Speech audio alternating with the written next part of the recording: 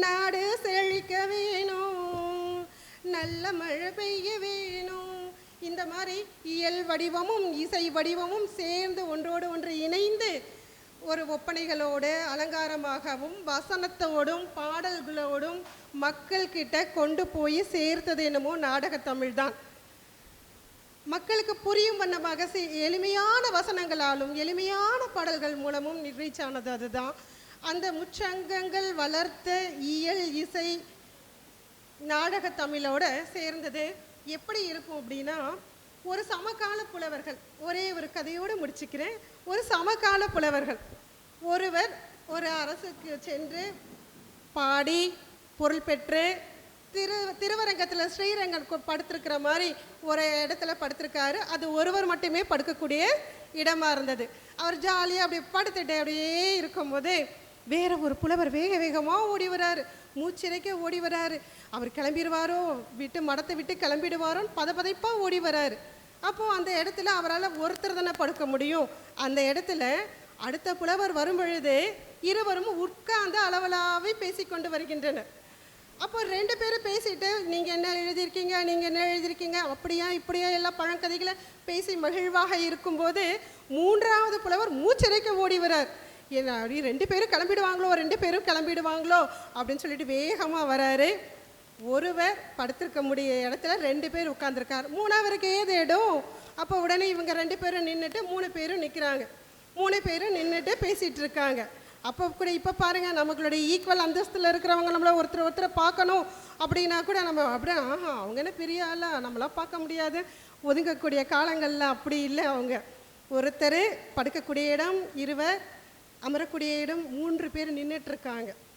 அப்போது அதை நம்ம படுக்கிறதுன்னு சொல்ல மாட்டாங்க. ஒருவர் கிடக்க, இருவர் அமர, மூவர் நிற்க அப்படின்னு ஒரு கூற்று இருக்குது.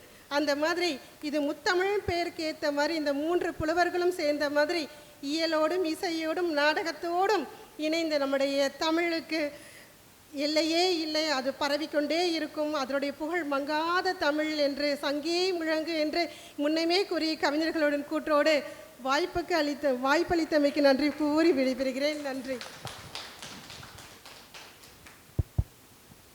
அவையோர்களே, ஆறாவதாக வந்த வனிதா அம்மையார் தமிழினுடைய பெருமைக்கு அளவே இல்லை.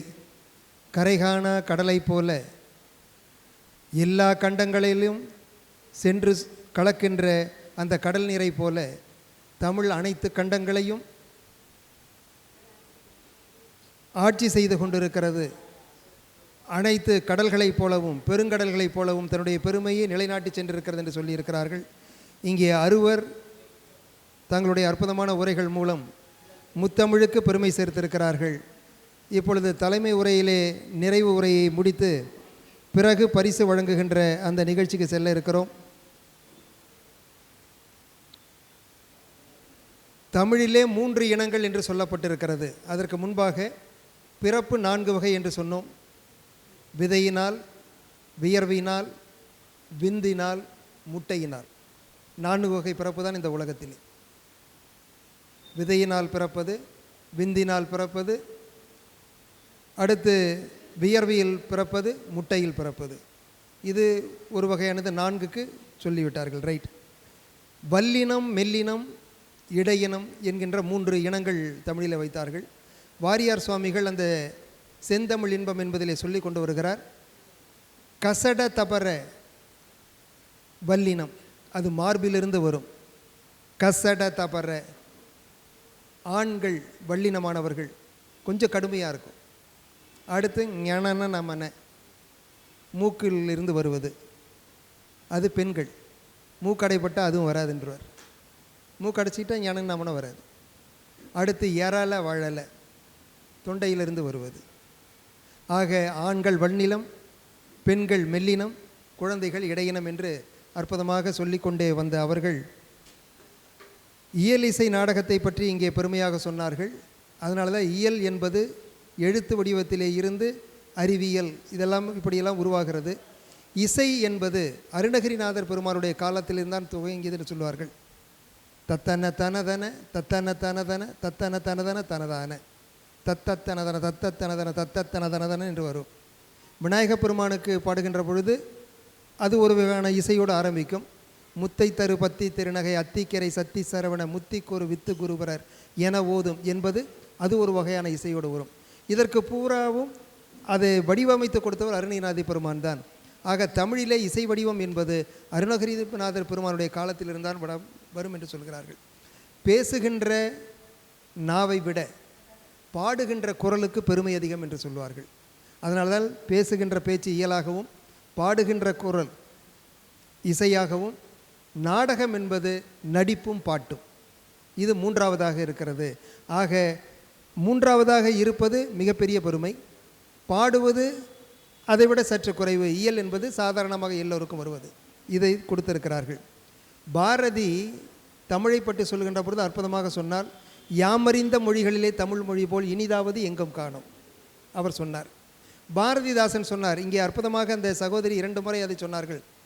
கனியிட ஏறிய சுளையும் முற்றல் கழை இட ஏறிய சாரும் பனி மலர் ஏறிய தேனும் காய்ச்சு பாகிட ஏறிய சுவையும் நனி பசு பொழியும் பாலும் தென்னை நல்கிய குளிர் இள நீரும் இனியன என்பேன் எனினும் தமிழை என் உயிர் என்பேன் கண்டீர் என்று தமிழை பற்றி அவர் அற்புதமாக பேசியிருக்கிறார் பாரதிதாசன் அவர்களெல்லாம்.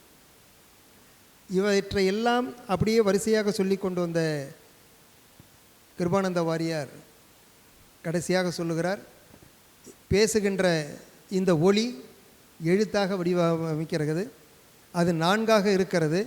ஒன்று சுழி, மற்றொன்று பிறை, ஒன்று நேர்கோடு குறுக்கு கோடு. இப்படி என்னுடைய கையை பாருங்கள். அவர் ஒளிநாடாவில் பேசியதைத்தான் நான் கேட்டேன். அவர் பேசுகின்ற பொழுதே நமக்கு பாடம் எடுப்பதாக அமைந்திருக்கிறது. அவர் கையை உயர்த்தி சொல்லுகிறார், ஒன்று சுழி, சுழி, பிறை, நேர்கோடு குறுக்கு கோடு. இப்பொழுது சேர்த்து பாருங்கள். சுழி, பிறை, நேர்கோடு குறுக்கு கோடு. இந்த 4ம் சேர்ந்தால் அகரம். தமிழில் மட்டும்தான், அகரத்தில் மட்டும்தான் இந்த 4ம் இருக்கிறது. சுழி, பிறை, நேர்கோடு குறுக்கு கோடு. அகரம், உகரம், மகரம் என்பதுதான் ஓங்காரம்.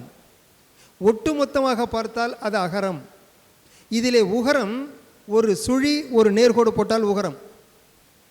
அகரம் ஆக்குவது, உகரம் காப்பது. இதிலே மகரம் எங்கே இருக்கிறது என்று சொன்னால் ஒரு நேர்கோடு போட்டு கீழே புரை போட்டால் மகரம். மானா என்றால் மகரம். மானா என்றால் மண்டகர்வம். மண்டகர்வம் பிடிச்ச பூரா தலைகீழ தான் சார் நிற்பான் அப்படின்னு சொல்லுவார். தமாசா சொல்லுவாங்க.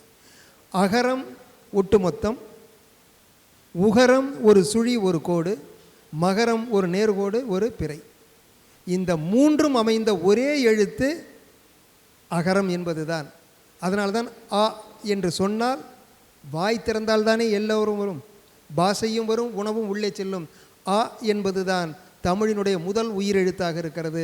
உலகத்தில் வேறு எந்த மொழிக்கும் இப்படிப்பட்ட ஒரு அமைப்பு, முதல் உயிரெழுத்திலே இது அமைப்பு இல்லை.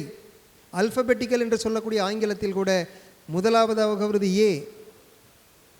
ஏஎன்பி அந்த இது சொல்கிறாங்க இல்லையா, ஏஇஐஓயு, இதெல்லாம் அல்பபெட்டிக்கல். அதில் உயிரெழுத்தின் என்று சொல்லுவார்கள். அதை 2 குறுக்கு கோடு ஒரு நேர்கோடு போட்டால் ஏ, ஒரு குறுக்கு கோடு 2 பிறை போட்டால் பி, ஒரு பிறை போட்டால் சி, ஒரு குறுக்கு கோடு ஒரு பிறை போட்டால் டி, 3 சின்ன நேர்கோடு ஒரு குறுக்கு கோடு போட்டால் இ, 2 சின்ன நேர்கோடு ஒரு குறுக்கு கோடு போட்டால் எஃப். இதெல்லாம் மற்ற மொழிகளுக்கு. இப்படித்தான் உலகத்தில் உள்ள அத்தனை பாஷைகளும், அது தமிழாக இருந்தாலும் ஆங்கிலமாக இருந்தாலும் கன்னடமாக இருந்தாலும் சைன மொழியாக இருந்தாலும் ஜப்பான் மொழியாக இருந்தாலும் இந்த 4க்குள் தான் அடக்கம். ஆனால் இந்த 4ஐயும் உள்ளடக்கிய ஒரே எழுத்து அகரம் என்கின்ற தமிழ் எழுத்து. அதனால்தான் தமிழுக்கு இவ்வளவு பெரிய பெருமை இருக்கிறது.